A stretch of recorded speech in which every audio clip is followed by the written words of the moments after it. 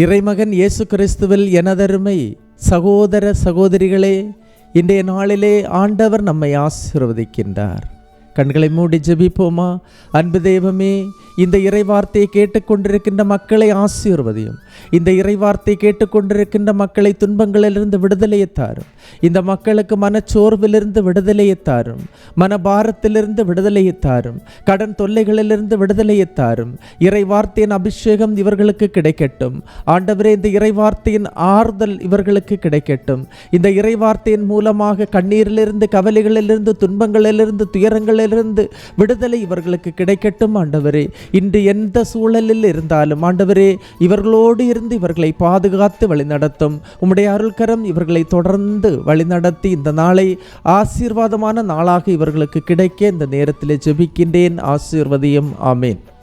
அன்புமிக்கவர்களே, இன்றைய நாளிலே நாம் தியானிப்பதற்காக எடுத்துக்கொண்ட இறைவார்த்தை 2 அரசர்கள் 3ஆம் அதிகாரம் 11, 12 இறைவார்த்தைகள். யோசபாத்து ஆண்டவரின் விருப்பத்தை தெரிவிக்கக்கூடிய இறைவாக்கினர் யாரும் இங்கு இல்லையா என்று கேட்டான். இஸ்ரேல் அரசனின் பணியாளன் ஒருவன், சாபாற்றின் மகன் எலிசா இங்கே இருக்கிறார். இவர் எலியா கைகளை கழுவும் போது தண்ணீர் ஊற்றி வந்தவர் என்றார்.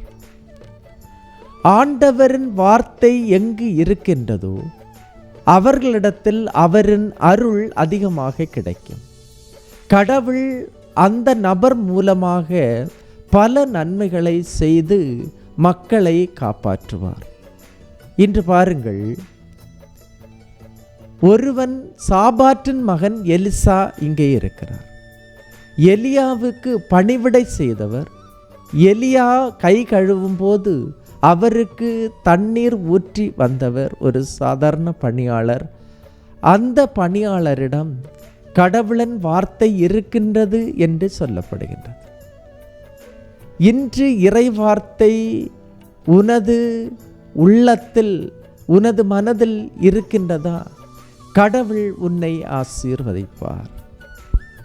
இந்த இறை வார்த்தை உன் மூலமாக பலருக்கு வெளிச்சமாக இருக்க உன்னை இன்று அழைக்கின்றார்.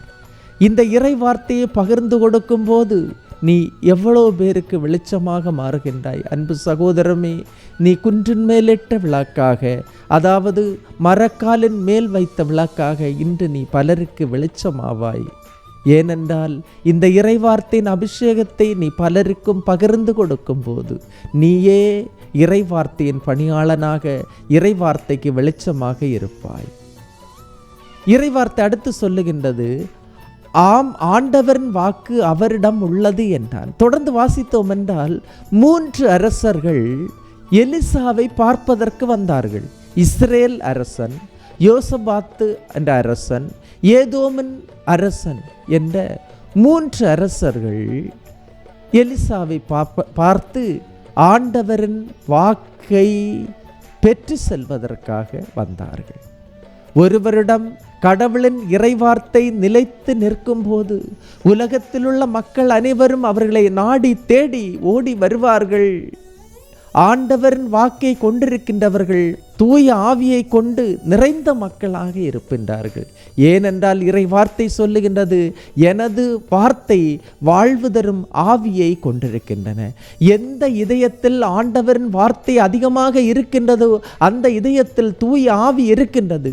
எந்த மக்களிடத்தில் இறைவனின் வார்த்தை அதிகமாக சேர்கின்றதோ அவர்கள் தூய ஆவியால் நிரப்பப்படுகின்றார்கள்.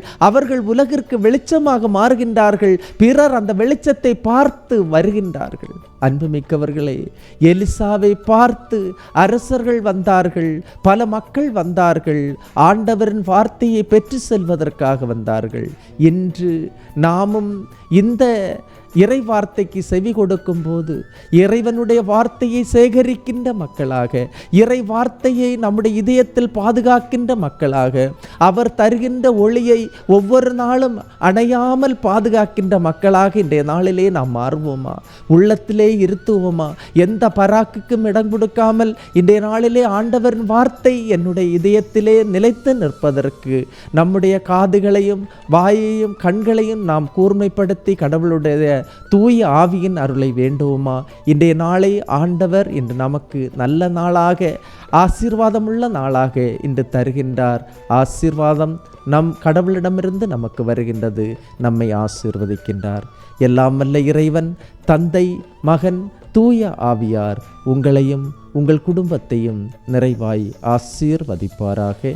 இயேசுவுக்கே புகழ், இயேசுவுக்கே நன்றி. மரியே வாழ்க.